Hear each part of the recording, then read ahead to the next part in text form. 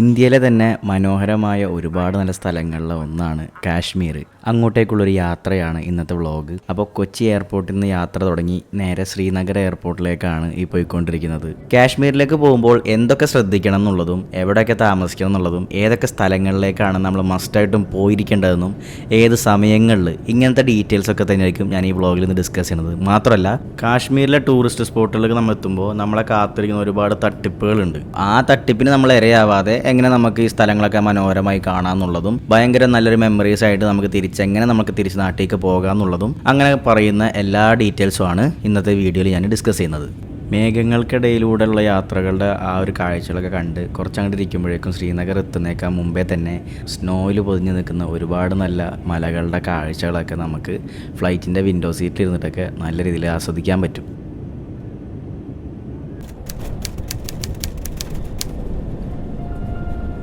അങ്ങനെ flight land ചെയ്ത് പുറത്തെത്തിയപ്പോഴേക്കും നമ്മളെ ഡ്രൈവർ നമുക്ക് വേണ്ടി വെയിറ്റ് ചെയ്യുന്നുണ്ടായിരുന്നു. അങ്ങനെ പുള്ളി നമ്മളിപ്പോൾ കൊണ്ടുപോകുന്നത് നമ്മൾ സ്റ്റേ ചെയ്യുന്ന റൂമിലേക്കാണ്. അപ്പോൾ ഇന്ന് പ്രത്യേകിച്ച് ആക്ടിവിറ്റീസ് ഒന്നുമില്ല. ഇന്ന് നമ്മൾ എത്തിയത് ഏകദേശം ഒരു 4 മണി 5 മണി സമയമായിട്ടുണ്ട് ഈവനിങ്.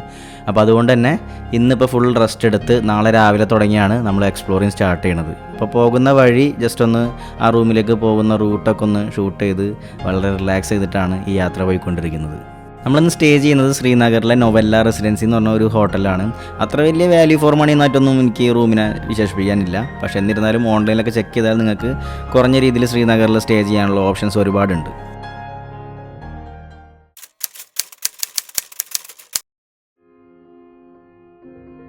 അങ്ങനെ ശ്രീനഗറിൽ വന്നതിൻ്റെ നെക്സ്റ്റ് ഡേ, അതായത് 2ാമത്തെ ദിവസം നമ്മളിന്ന് ആദ്യം പോകുന്നത് ഗുൽമർഗ് എന്ന് പറഞ്ഞ ആ ഒരു ഡെസ്റ്റിനേഷനിലേക്കാണ്. അപ്പോൾ ആ പോകുന്ന റൂട്ട് നമുക്ക് ഭയങ്കര പ്ലസൻ്റാണ്. ഇതുപോലത്തെ ഒരുപാട് നല്ല ഗ്രീനറി കാഴ്ചകളൊക്കെ കണ്ടുകൊണ്ട് നമുക്ക് ഇങ്ങനെ ത്രൂ ഔട്ട് യാത്ര ചെയ്യാൻ പറ്റും. അത് തന്നെ ഭയങ്കര രസമാണ്. ഇപ്പോൾ എസ്പെഷ്യലി കാശ്മീരിലൊക്കെ ആദ്യമായിട്ട് വരുന്നവർക്ക് ഭയങ്കര എക്സൈറ്റിംഗ് ആയിട്ട് തോന്നിക്കുന്ന റൂട്ടുകളാണ് ഇതൊക്കെ. ദൂരെ കാണുന്ന ആ മഞ്ഞിലിങ്ങനെ പൊതിഞ്ഞെടുക്കുന്ന ആ മലയിലേക്കാണ് നമ്മളീ പോയിക്കൊണ്ടിരിക്കുന്നത്.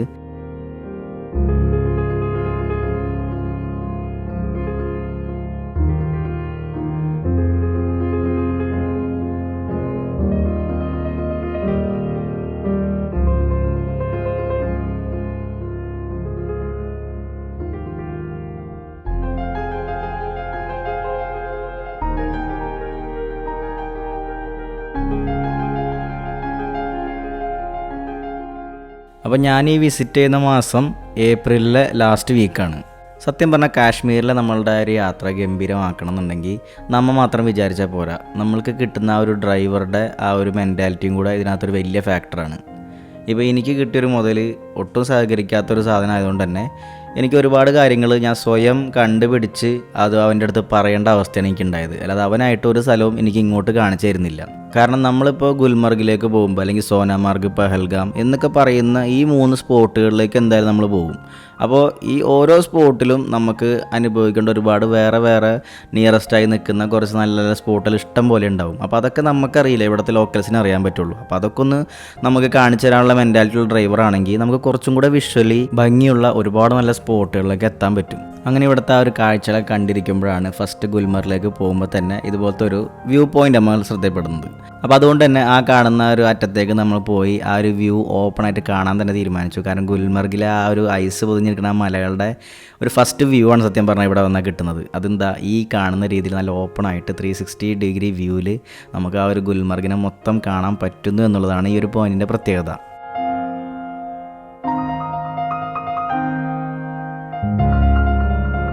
അങ്ങനെ ഈ വ്യൂ പോയിന്റിൽ നിന്ന് ഇറങ്ങി നേരെ ഗുൽമർഗ് എന്ന് പറയുന്ന ആ ഒരു മെയിൻ സ്പോട്ടിലേക്ക് എത്തി. നോർമലി നമ്മൾ സ്നോഫോൾ ടൈമിലൊക്കെ വരികയാണെങ്കിൽ നമ്മുടെ ലെഫ്റ്റും റൈറ്റും കാണുന്ന ഈ ഒരു സ്പോട്ടിൽ ഫുൾ സ്നോ കവർ ചെയ്തിരിക്കും നിൽക്കുന്നുണ്ടാവുക. അപ്പോൾ അതൊക്കെ ഭയങ്കര വിഷ്വൽ ഇമ്പാക്റ്റാണ് ആ സമയത്ത് തരുന്നത്. അതുകൊണ്ട് തന്നെ ഏപ്രിൽ മെയ് മാസം വരുന്നവർ ഇവിടുത്തെ ആ ഒരു കേബിൾ കാർ റൈഡ് എക്സ്പീരിയൻസ് ചെയ്യാൻ ശ്രമിക്കുക. കാരണം എന്നാൽ മാത്രമേ ഗുൽമർഗിൻ്റെ ആ ഒരു ഫുൾ ഔട്ട്പുട്ട് നമുക്ക് അനുഭവിച്ചറിയാൻ പറ്റുള്ളൂ. എനിക്കിവിടെ വന്നപ്പോഴേക്കും ടിക്കറ്റിൻ്റെ അവൈലബിലിറ്റി വളരെ ഷോർട്ടായിരുന്നു. അതുകൊണ്ട് തന്നെ അങ്ങോട്ട് ടിക്കറ്റ് കിട്ടിയില്ല. അപ്പോൾ അതുകൊണ്ട് തന്നെ ഇങ്ങോട്ട് വരുന്നേക്കാൾ മുമ്പേ തന്നെ ഗൊണ്ടോള റൈഡ് ഫേസ് 1ഉം ഫേസ് 2ഉം വെബ്സൈറ്റിൽ കയറി നമ്മൾ പ്രീ ബുക്ക് ചെയ്ത് കൺഫേം ആക്കിയിട്ട് വരിക. എന്നാൽ മാത്രമേ ടിക്കറ്റ് അവൈലബിലിറ്റി കിട്ടുള്ളൂ.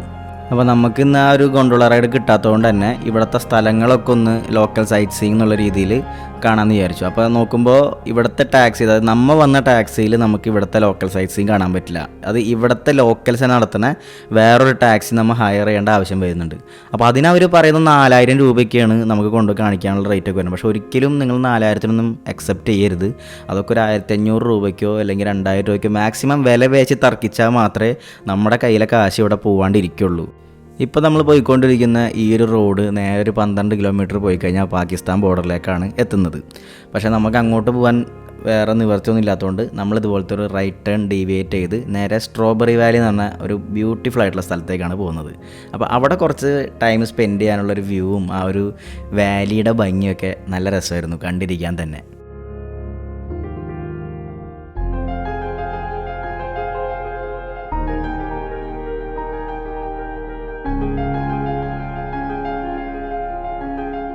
അരുവിനോട് ചേർന്ന് തന്നെ ഇതുപോലത്തെ ഒരു ചെറിയ കട കാണാം. അപ്പോൾ അവിടെ നിന്ന് ഒരു മാഗിയൊക്കെ കഴിച്ചൊരു ചായയൊക്കെ കുടിച്ചിരിക്കാൻ തന്നെ ഭയങ്കര അന്തസ്സാണ്.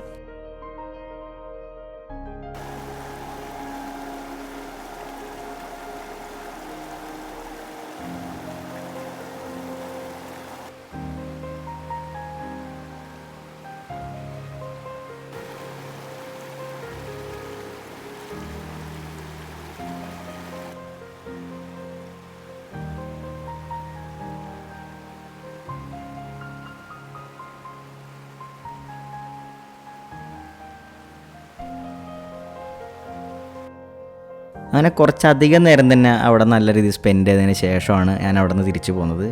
അങ്ങനെ തിരിച്ചു പോയിക്കൊണ്ടിരിക്കുമ്പോൾ ഇപ്പോൾ ഫാമിലിയൊക്കെ ആയിട്ട് വരുന്നവർക്ക് പിള്ളേർക്ക് എക്സ്പീരിയൻസ് ചെയ്യാൻ വേണ്ടി നല്ലൊരു ചിൽഡ്രൻസ് പാർക്കൊക്കെ വേണമെന്നുണ്ടെങ്കിൽ ഈ കാണുന്ന സ്പോട്ടിൽ ഇറങ്ങി മാക്സിമം എൻജോയ് ചെയ്ത് എടുക്കാൻ പറ്റുന്നൊരു അറ്റ്മോസ്ഫിയർ ഇവിടെ ഉണ്ട്.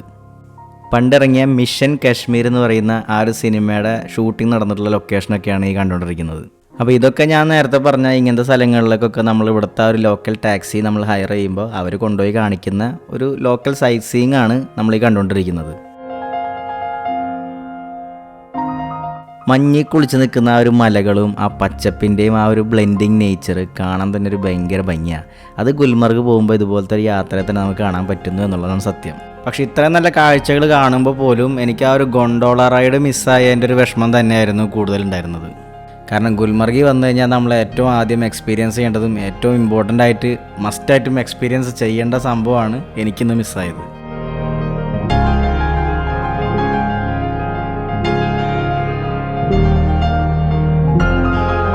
നെക്സ്റ്റ് ആയിട്ട് നമ്മൾ എത്തുന്നത് മഹാരാജ പാലസ് എന്ന് പറഞ്ഞ കൊട്ടാരത്തിൻ്റെ ഉള്ളിലാണ്. സത്യം പറഞ്ഞാൽ കാശ്മീരൊന്നും വന്നിട്ട് ഇങ്ങനത്തെ ഒരു സൈറ്റ് സീയിങ് നടത്തുന്നതിലൊന്നും എനിക്ക് വലിയ യോജിപ്പില്ല. അതെൻ്റെ പേഴ്സണൽ ഒപ്പീനിയനാണ്. അങ്ങനെ ഒരുപാട് നമ്മൾ മൈസൂർ പാലസൊക്കെ കണ്ട് എക്സൈറ്റ് ചെയ്ത ആൾക്കാരൊന്നും ഇവിടെ വന്നാൽ എക്സൈറ്റ് ചെയ്യിപ്പിക്കാൻ പോകുന്നില്ല. പക്ഷേ നമുക്ക് ആ ഗൊണ്ടോള റൈഡ് കിട്ടാത്തതുകൊണ്ടും നമുക്ക് വേറെ ഓപ്ഷൻ ഇല്ലാത്തതുകൊണ്ടും ആ ഗുൽമർഗ് കാണാൻ വേണ്ടി എടുക്കുന്ന ഒരു പാക്കേജിൽ ഇതൊക്കെ ഇൻക്ലൂഡഡ് ആയതുകൊണ്ട് മാത്രമാണ് ഞാൻ ഈ പാലസ് വിസിറ്റ് ചെയ്തത്. അതുകൊണ്ട് തന്നെ ഗുൽമർഗ് വരുമ്പോൾ ആ ഒരു കേബിൾ കാർ റൈഡ് മസ്റ്റായിട്ടും ട്രൈ ചെയ്യേണ്ടതാണ്. അത് മിസ് ചെയ്യരുത്. ഇല്ലാന്നുണ്ടെങ്കിൽ എനിക്ക് പറ്റിയ പോലെ ഗുൽമർഗ് വന്ന് ഇതുപോലെ സൈറ്റ് സീയിങ് കണ്ട് നടക്കേണ്ട അവസ്ഥയായിരിക്കും നിങ്ങൾക്കും വരുന്നത്. അങ്ങനെ ഫൈനലി നമ്മളെ ഈ ഒരു ടെമ്പിളിൻ്റെ സൈഡിലുള്ള ആ സ്ഥലത്ത് അവർ ഡ്രോപ്പ് ചെയ്ത് പോകും. അവിടെ നമുക്ക് ആ ഒരു ടാക്സി സർവീസിൻ്റെ ആ ഒരു പാക്കേജ് അവസാനിക്കുകയാണ്. അപ്പോൾ ഇവിടെ ഡ്രോപ്പ് ചെയ്യുന്നതിൻ്റെ പ്രത്യേകത എന്ന് പറഞ്ഞാൽ നമുക്ക് ഉച്ചയ്ക്ക് ആ ലഞ്ച് ടൈമിലായിരിക്കും നമ്മളിവിടെ എത്തുന്നത്. ആ സമയത്ത് നമുക്കിവിടെ റെസ്റ്റോറൻറ്റ് ഫെസിലിറ്റി ഒരുപാട് അവൈലബിൾ ആണ്.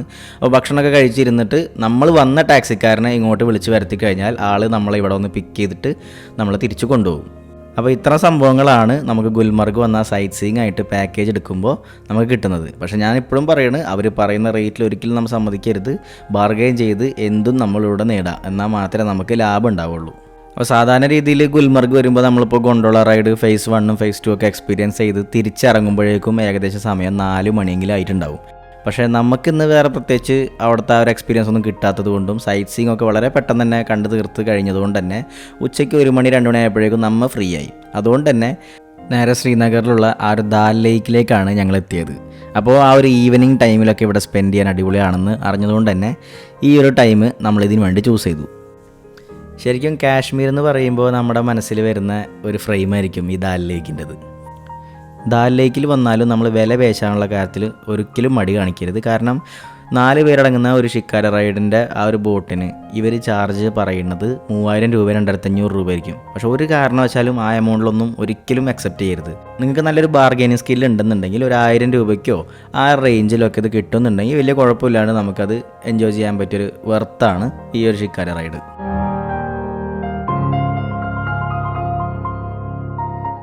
ഇവിടുത്തെ ഒരു ഫ്ലോട്ടിംഗ് പോസ്റ്റ് ഓഫീസാണ് നമ്മൾ ഈ കാണുന്നത്.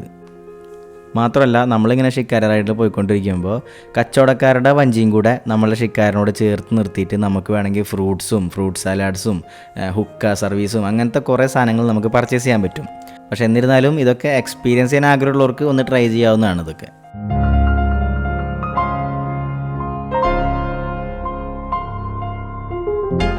ഈ ദാൽ ലേക്കിൻ്റെ പരിസരത്ത് ഒരു വില്ലേജ് ഉണ്ട്. അപ്പോൾ അവർക്ക് പോകണമെന്നുണ്ടെങ്കിൽ സ്വന്തമായിട്ട് വണ്ടിനായിട്ട് കാര്യമില്ല. നമ്മൾ ആലപ്പുഴയിലത്തൊക്കെ പോലെ തന്നെ സ്വന്തമായിട്ട് വഞ്ചിയായിരിക്കും ഉണ്ടാവുക. അപ്പോൾ അങ്ങനത്തെ ഒരു ലോക്കൽ ആൾക്കാർ ആശ്രയിക്കുന്ന രീതിയും അവർ പോകുന്ന കാഴ്ചയാണ് കാണുന്നത്. ആ നിരന്ന് കിടക്കുന്നതാണ് ഇവിടുത്തെ ഹൗസ് ബോട്ടുകൾ. അപ്പോൾ ഇവിടെ ഹൗസ് ബോട്ട് സ്റ്റേ ഒക്കെ എക്സ്പീരിയൻസ് ചെയ്യണമെന്നുണ്ടെങ്കിൽ ഈ ഒരു പരിസരത്തായിരിക്കും നമുക്ക് കിട്ടുന്നത്. അടുത്തായിട്ട് നമ്മൾ എത്തുന്നത് ഫ്ലോട്ടിംഗ് മാർക്കറ്റ് എന്ന് പറഞ്ഞ വേറൊരു സ്പോട്ടിലാണ്. അപ്പോൾ ഇവിടെ ആ ഒരു ലേക്കിൽ തന്നെ നമുക്ക് ഒരുപാട് മാർക്കറ്റുകൾ ഇങ്ങനെ സ്ഥിതി ചെയ്യണത് കാണാം. അപ്പോൾ നമുക്കൊക്കെ എന്തെങ്കിലും പർച്ചേസ് ചെയ്യണമെങ്കിലൊക്കെ ഇവിടെ ആ വഞ്ചി അവർ അടുപ്പിച്ച് തരും. അപ്പോൾ നമുക്ക് എന്തെങ്കിലും വാങ്ങണമെങ്കിൽ വാങ്ങാം. ഒരു ഷോപ്പിംഗ് ചെറിയ രീതിയിൽ നടത്തിയിട്ട് നമുക്ക് തിരിച്ചു പോകാൻ പറ്റും. ശരിക്കും രാവിലെ ഒരു 6:30 മണിക്കൊക്കെ വരികയാണെന്നുണ്ടെങ്കിൽ ഫ്ലോട്ടിംഗ് മാർക്കറ്റിൻ്റെ വേറൊരു രീതി നമുക്ക് കാണാൻ പറ്റും. ഒരുപാട് പേര് വഞ്ചിയിൽ വന്ന് സാധനങ്ങൾ വിൽക്കുന്ന കാഴ്ചകളൊക്കെ നല്ല രസമാണ് നമുക്ക് കാണാൻ. ഇവിടുന്ന് സാധനങ്ങൾ വാങ്ങുമ്പോൾ വില പേശിയിട്ട് തന്നെ വാങ്ങാൻ ശ്രമിക്കുക. ഇല്ലയെന്നുണ്ടെങ്കിൽ ഇരട്ടി വിലയൊക്കെ ആയിരിക്കും നമുക്ക് കൊടുക്കേണ്ടി വരുന്നത്. അങ്ങനെ 1 മണിക്കൂർ നീണ്ടു നിൽക്കുന്ന ഷിക്കാരി റൈഡ് കഴിഞ്ഞ് നമ്മൾ തിരിച്ചു പോകുമ്പോൾ അത്യാവശ്യം നല്ല രീതിയിൽ സ്ഥലങ്ങളൊക്കെ കാണാൻ പറ്റി. പക്ഷേ എന്നിരുന്നാലും ഇതിൻ്റെ ഉള്ളിലത്തെ ഒരുപാട് നല്ല കാഴ്ചകളൊക്കെ കാണാൻ നമ്മൾ എക്സ്ട്രാ 1 മണിക്കൂറും കൂടെ അല്ലെങ്കിൽ 2 മണിക്കൂറും കൂടെ ഒക്കെ ഷിക്കാരി എടുക്കുകയാണെങ്കിൽ നല്ലൊരു എക്സ്പീരിയൻസ് ആയിരിക്കും നമുക്ക് കിട്ടുന്നത്. അങ്ങനെ ദാൽ ലേക്കിലെ ഈ ഒരു പരിപാടിയോട് കൂടെ നമ്മുടെ ഇന്നത്തെ ദിവസത്തെ കാര്യങ്ങളൊക്കെ വൈൻഡപ്പായി. അപ്പം ഇനി നാളെ നമുക്ക് പോകേണ്ടത് സോനാമർഗ് എന്ന് പറഞ്ഞ ഗംഭീര ഒരു ബ്യൂട്ടിഫുൾ ആയിട്ടുള്ള സ്ഥലത്തേക്കാണ്. അപ്പോൾ അവിടുത്തെ കാഴ്ചകൾ ഞാൻ അടുത്തൊരു പാർട്ടിലായിരിക്കും വീഡിയോ ഇടുന്നത്. കാരണം എഡിറ്റ് ചെയ്ത് വന്നപ്പോൾ ലെങ്ത്ത് കൂടുതലുള്ളതുകൊണ്ട് ഞാനത് ഷോർട്ടാക്കിയിട്ട് അടുത്ത പാർട്ടായിട്ടാണ് സോനാമർഗിൻ്റെത് വരുന്നത്. അപ്പോൾ ഉടനെ തന്നെ അത് അപ്ലോഡ് ചെയ്യണത് വരെ സ്റ്റേ ട്യൂൺഡ്. അപ്പോൾ അടുത്തൊരു വ്ളോഗായിട്ട് കാണും വരേക്കും ഗുഡ് ബൈ.